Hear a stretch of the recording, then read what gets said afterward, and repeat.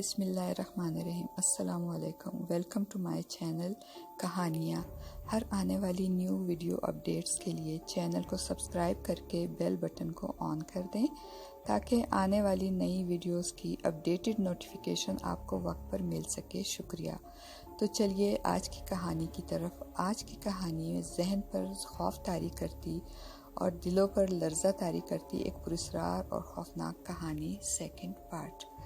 میری بربادی کی داستان کا تعلق بھی ایک عورت سے ہی ہے، عورت جس کی وجہ سے میں ان پراسرار قوتوں کے چکر میں پھنس گیا، عورت جو کہ خود دوسری عورت کی دشمن بھی ہے، مرد کے شادی شدہ ہوتے ہوئے بھی وہ اس کی باتوں کے جال میں پھنس جاتی ہے اور دوسری عورت سے دشمنی کر جاتی ہے۔ یہ ممکن ہی نہیں تھا کہ شہزادی کسی اور کی ہو جاتی، کیونکہ میں اس کو بچپن سے ہی چاہتا تھا۔ نام تو اس کا کچھ اور تھا، لیکن میں اس کو پیار سے شہزادی بلاتا تھا، کیونکہ اتنی ہی حسین تھی جتنی کوئی شہزادی ہو سکتی ہے۔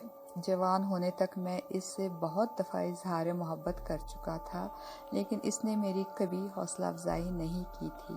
اس کے اور میرے درمیان بہت واضح فرق تھا، اور یہ وہی فرق تھا جو کہ مخمل اور ٹھاٹھ کا ہوتا ہے۔ وہ لوگ محلے میں سب سے زیادہ امیر، اور ان کے ایک گاڑی بھی تھی اور 2 موٹر سائیکلیں بھی تھی جو کہ عمران کی تھی۔ عمران اس کے بھائی کا نام تھا، جس کو موٹر سائیکل کا جنون کی حد تک شوق تھا، جس کی وجہ سے اس کے پاس 2 تھی۔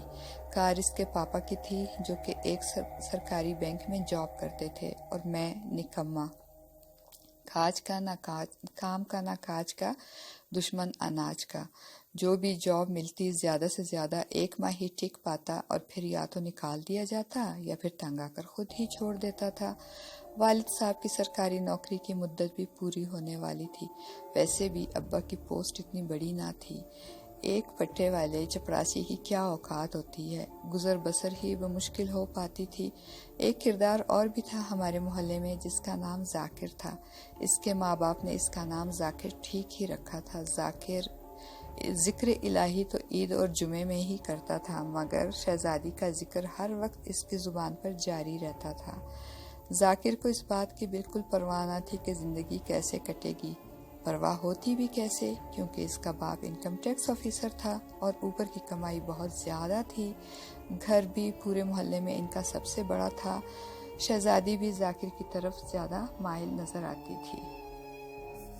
ایک روز میرے ارمانوں کا تاج محل گر کر میرے ہی قدموں میں زمین بوس ہو گیا۔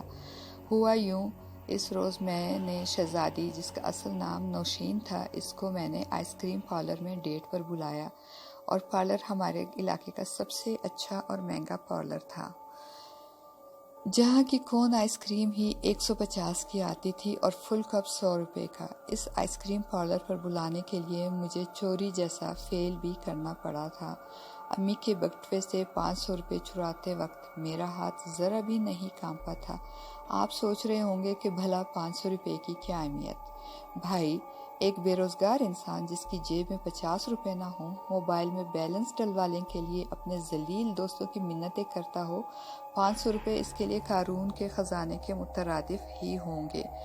شہزادی بھی 100 ترلوں اور منتوں کے بعد میرے ساتھ ڈیٹ پر راضی ہو گئی تھی۔ دوپہر کا وقت تھا، دن کے 2 بج رہے تھے۔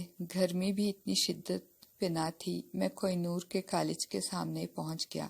میں موٹر سائیکل پہ تھا۔ موٹر سائیکل میرے ایک دوست جمال کی تھی، جس نے 100 روپے کے پیٹرول کے وعدے پر اپنی موٹر سائیکل مجھے دی تھی۔ کالج کے گیٹ کے سامنے کھڑے مجھے تھوڑی ہی دیر ہوئی تھی کہ اچانک میں نے ایک کار کو کالج کے گیٹ کے سامنے رکتے ہوئے دیکھا۔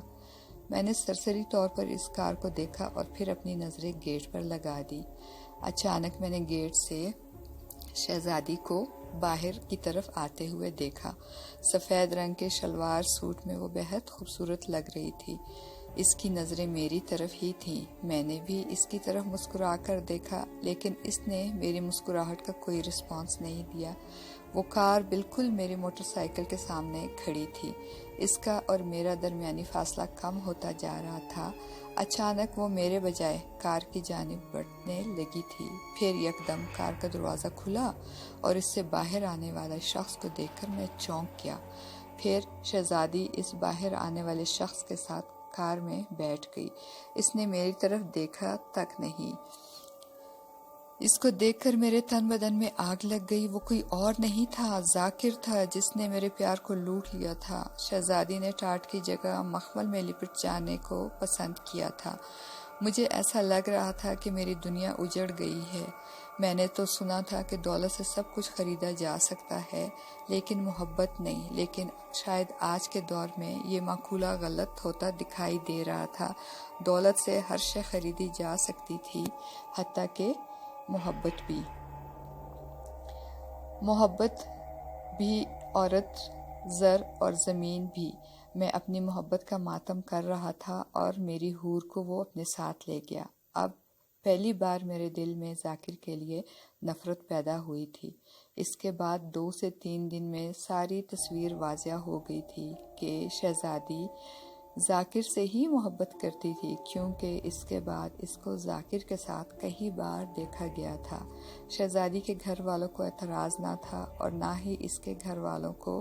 بالآخر میرے جیسے پتھر کی جگہ ایک جوہری کو ملنے والی تھی، جو کہ اس کی اصل قیمت جانتا تھا۔ لیکن میں نے بھی فیصلہ کر لیا تھا کہ میں ہار نہیں مانوں گا۔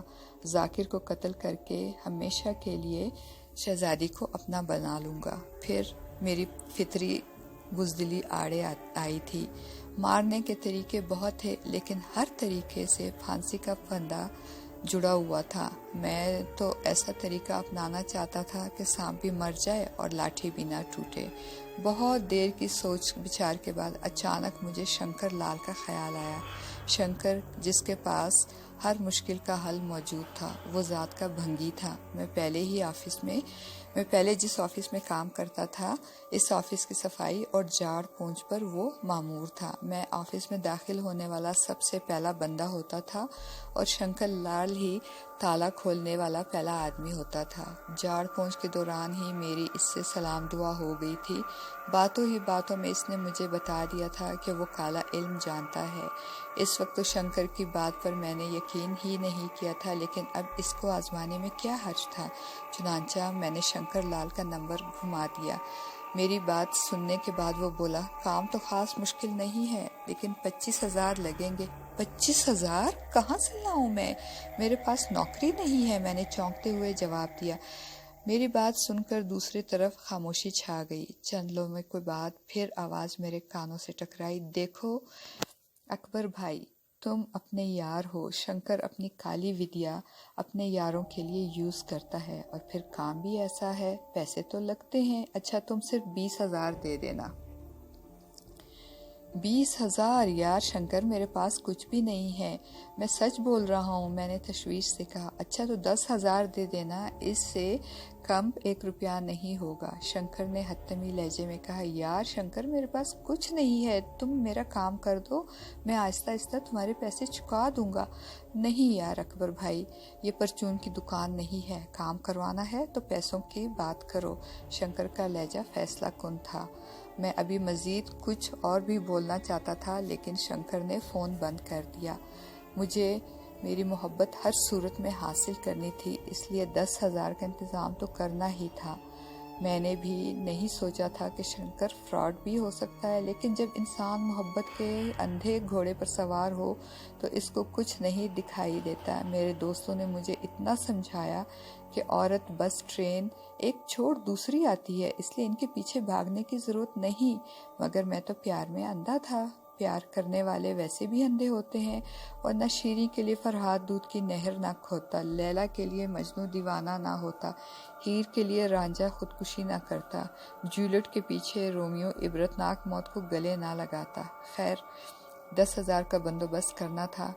پہلے تو اپنے سود خور دوست مجید کا خیال آیا، مگر میں جانتا تھا کہ وہ فوراً پیسے دے دے گا، مگر اس کا 100 10,000 کے 20,000 میں تبدیل کر دے گا، مگر اس کا سود 10,000 کے 20,000 میں تبدیل کر دے گا، جو مجھے منظور نہ تھا۔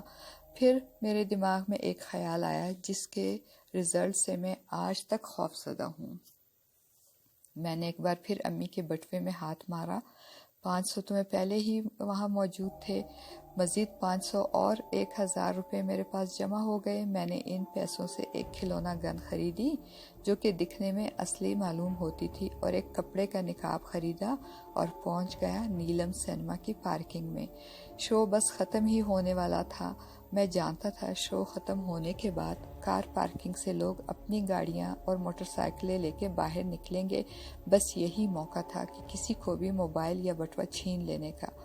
نیلم شہر کے اچھے اور خوبصورت سینما میں سے ایک تھا، بیک وقت ملٹی پلیکس بھی تھا۔ 9 بجے میں بس چند منٹ ہی تھے، شو ختم ہو ہی چکا تھا۔ لوگ آہستہ آہستہ باہر آ رہے تھے، اپنی گاڑی نکال کر پارکنگ سے باہر جا رہے تھے۔ مجھے کوئی آسان شکار نظر نہیں آ رہا تھا جس پر میں ہاتھ صاف کر پاتا۔ کچھ ہی لمحات کے بعد پارکنگ خالی ہو گئی اور گارڈ بھی نہ جانے کہاں جا چکا تھا۔ اچانک میری نظر ایک متکوک سے آدمی پر پڑی جو کہ اسی طرف آ رہا تھا۔ وہ متکوک سا آدمی بہت زیادہ خوش نظر آ رہا تھا اور وہ اپنی چابی جو کہ شاید موٹر سائیکل کی تھی گھماتا ہوا آ رہا تھا۔